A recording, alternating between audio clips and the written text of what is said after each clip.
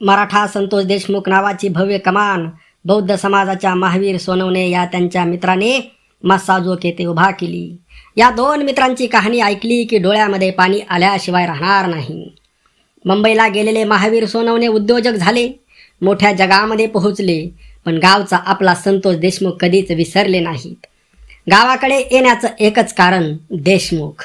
त्या दोघांची नाळ, त्यांचं जिव्हाळ्याचं नातं किती घट्ट होतं हे पाहिलं की अंगावर काटा येतो.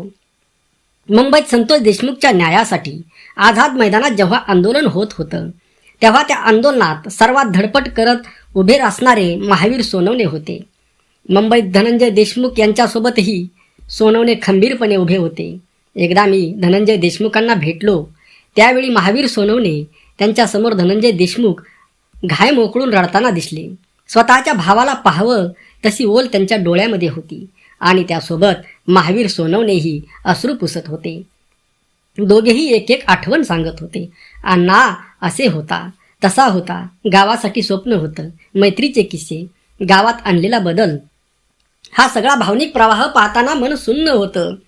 तेव्हा मी महावीर सोनवणे यांना बोललो, मस्साजोगला मानवतेचं एक प्रतीक उभा केलं पाहिजे.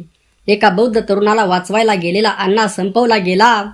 आज वर्ष झालं. मी अभिवादन करायला गेलो तेव्हा मस्साजोगच्या प्रवेशद्वाराशी उभी असलेली ती भव्य सुशोभित कमान पाहून मन थांबूनच राहिलं. संतोष देशमुख यांचं नाव, त्यांचा फोटो आणि त्यांच्या आठवणींनी भारलेलं ते ठिकाण. महावीर सोनवणे भेटले तेव्हा आम्ही सोबत जेवलो.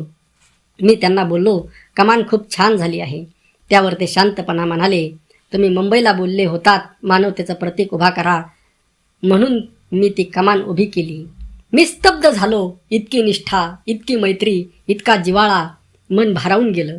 कमान दाखवत असताना त्यांच्या डोळ्यात पाणी दाटलं होतं. गावातल्या त्यांच्या घरात बसलो. ते पुन्हा रडू लागले. आज वर्ष झालं भाई, पण मी अजून सावरलो नाही.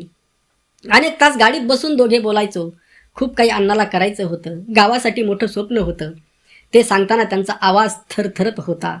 कोणती जात, कोणता धर्म, मानवता हीच खरी ओळख असते आणि मैत्री असावी तर अशी जन्मोजन्मीची, नात्यापेक्षाही मोठी. बौद्ध समाजाचे महावीर सोनवणे आणि मराठा समाजाचे संतोष देशमुख यांची मैत्री अफाट, अतूट आणि काळालाही हरवणारी होती. महावीर सोनवणे आपणास जय भीम, जय शिवराय. मित्रांनो, ही पोस्ट लिहिलेली आहे दीपक केदार यांनी. दीपक केदार यांची वेगळी ओळख महाराष्ट्राला सांगण्याची गरज नाही. संपूर्ण महाराष्ट्राला परिचित असणारं नाव आहे. दीपक केदार म्हणजे मानवतेचा अस्सल झरा आहे. दीपक केदार म्हणजे मानवतेचं प्रतीक आहे.